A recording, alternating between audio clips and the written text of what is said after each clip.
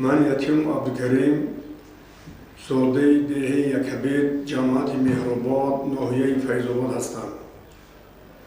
مسئولیت رئیس بخش ناحیوی حزب نهضت اسلام در ناحیه فیض‌آباد را به عهده داشتم و تا سال 2015 بعد سال 2015 و همچون مهاجر به فدراسیون روسیه سفر نمودم و در آنجا کار و زندگی کردم. خوشبختانه سال 2017 به تاجیکستان آمدیم و طی زیاده از 1 سال می شود که در تاجیکستان زندگی دارم و هیچ فشاری از طرف مقامات های قدرتی به من نبود و آزادانه در وطن خود کار و زندگی دارم.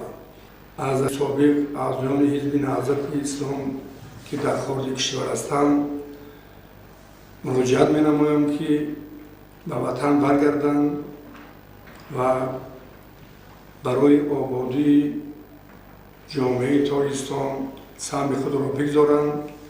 یعنی تاجیکستان نسبت سالهای پیشین خیلی دیگرگون شده است و روز به روز تاجیکستان آباد و زیبا شده ایستاده است.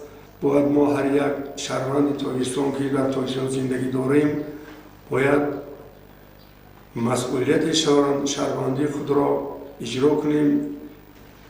برای همین تاجیکستان وطن ماست، خانه ماست. ما وطن خود را دوست بداریم، سرجم باشیم، متحد باشیم که این سرجمی ما را سعادتمند و سربلند میکند. دو دل اگر یک شود بشکند کوه را، پراکندگی بیارد اندوه را. باید ما یک جایه کار و زندگی کنیم و وطن خود را آباد کنیم.